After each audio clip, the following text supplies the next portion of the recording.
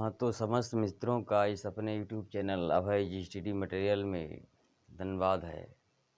तो मित्र, मैं आज कंटीन्यूअस टेंस को प्रेजेंट, पास्ट, फ्यूचर में एक साथ कैसे प्रयोग करता हूँ, इसके पहले मैं इंडेफिनिट को लेकर आया था। आज मैं कंटीन्यूअस टेंस, प्रत्येक कंटीन्यूअस टेंस को एक ही वाक्य को लूँगा और उसको कैसे पास्ट, प्रेजेंट, पास्ट, फ्यूचर में कैसे मैं प्रयोग करूंगा, simple, negative, interrogative and interrogative negative sentence से। तो चलते हैं बच्चे इस वीडियो की तरफ। सब कुछ समझ में आ जाएगा, वीडियो के लास्ट तक बने रहिए, आपको सब कुछ समझ में आएगा। चलते हैं बच्चे।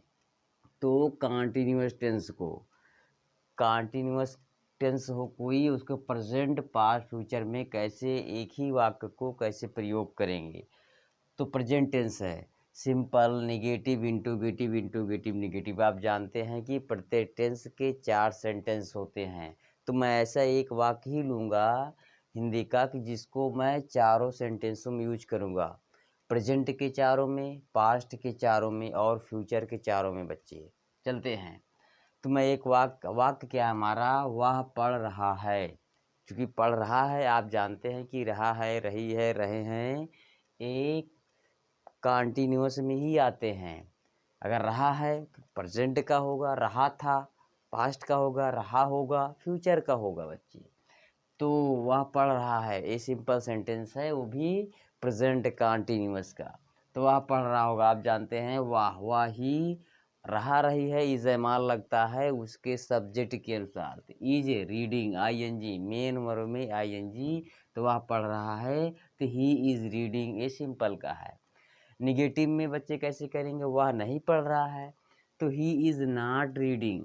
ही हो गया, is am are helping verb लगेगी कर्ता के अनुसार, नॉट कंपल्सरी रहेगा और रीडिंग लिखा जाएगा मेन वर्ब में आई एन जी।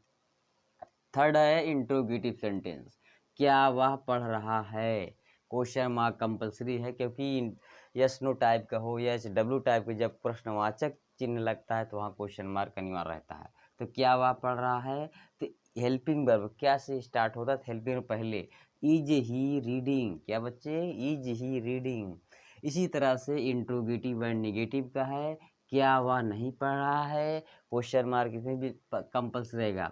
तो इज ही नॉट रीडिंग, वही हेल्पिंग वर्ब पहले आ जाएगी, तो यस नो टाइप बन जाएगा, इज ही नॉट रीडिंग, क्या वह नहीं पढ़ रहा है।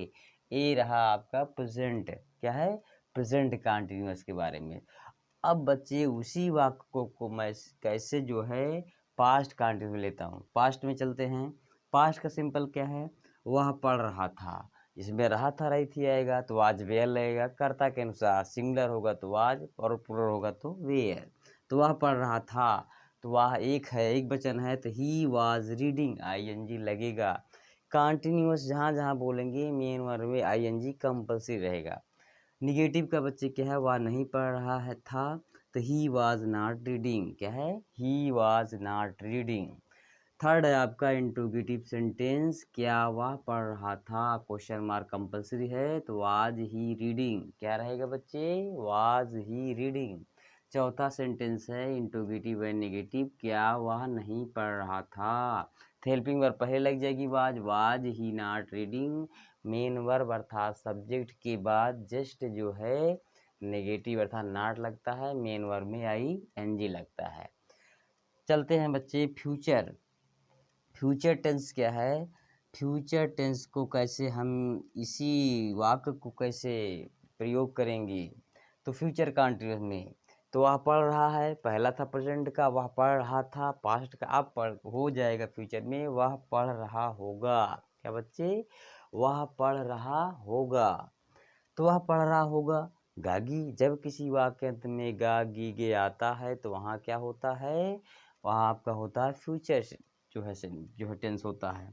तो वह पढ़ रहा होगा। अब इसमें फ्यूचर में और भी कंटिन्यूअस में हेल्पिंग वर्ब क्या लेगी, विल शैल वी, क्या लेगा बच्चे, विल शैल वी, उस कर्ता के अनुसार। यदि कर्ता आई और वी है अर्थात मैं और हम हैं तो वहाँ शैल, अदरवाइज सभी के साथ में बिल लगेगा। क्या लगेगा, बिल लगेगा बच्चे। तो वह पढ़ रहा होगा, तो वह सिंगुलर, सिंगुलर से मतलब ही नहीं है, हमने बताया आई और वी के साथ में शैल। तो ही विल बी रीडिंग। अब बी कहाँ से लग गया, क्योंकि ये फ्यूचर कॉन्टिन्यूअस का है तो यहाँ बी हेल्पिंग वर्ब के रूप में लगाना कंपलसरी है, और मेन वर्ब में आईएनजी, तो कॉन्टिन्यूअस बोल रहे हैं तो होगा ही। इसी तरह से निगेटिव का बच्चे, निगेटिव का क्या होगा फ्यूचर का, वह नहीं पढ़ रहा होगा, तो नहीं है वही हेल्पिंग वर्ब के बाद लगेगी, तो he will not be reading, क्या हो जाएगा में, he will not be reading. Third है बच्चे इंट्रोगेटिव सेंटेंस, क्या वह पढ़ रहा होगा, क्वेश्चन मार्क कंपलसरी है क्योंकि प्रश्न पूछने का कार्य कर रहा है वाक्य। क्या वह पढ़ रहा होगा तो क्या है, तो हेल्पिंग वर्ब से, हेल्पिंग वर्ब क्या है, विल, तो विल ही बी रीडिंग, क्या हो जाएगा बच्चे, विल ही बी रीडिंग। चौथा है इंट्रोगेटिव निगेटिव, क्या वह नहीं पढ़ रहा होगा, क्वेश्चन मार्क लगेगा, तो will he not be reading, क्या हो जाएगा बच्चे, विल ही जो है नॉट बी रीडिंग। तो किस तरह से मैं कॉन्टिन्यूअस टेंस को सभी जो है टेंसों में, यानी प्रेजेंट पार्ट फ्यूचर में एक ही वाक्य के माध्यम से मैं कैसे पिरोया हूँ, इस बात को इस वीडियो में आप भली बात समझे। तो बच्चे संभवतः ये समझ में आया होगा, क्योंकि ट्रांसलेशन हिंदी टू इंग्लिश बच्चों को समझ में कहते हैं कम आता है, तो कुछ भी नहीं है, सिर्फ एक ही वाक्य उठाइए, उसको 4 में किस तरह से कन्वर्ट कर सकते हैं, इसी एक ट्रिक जो है एक टेबल के माध्यम से। तो बच्चे इस वीडियो को और अपने मित्रों तक शेयर करिए, पहुंचाइए, वायरल करिए, ताकि मैं इस तरह की वीडियो और लाता रहूं तो सबसे पहले आप तक पहुंचे। धन्यवाद।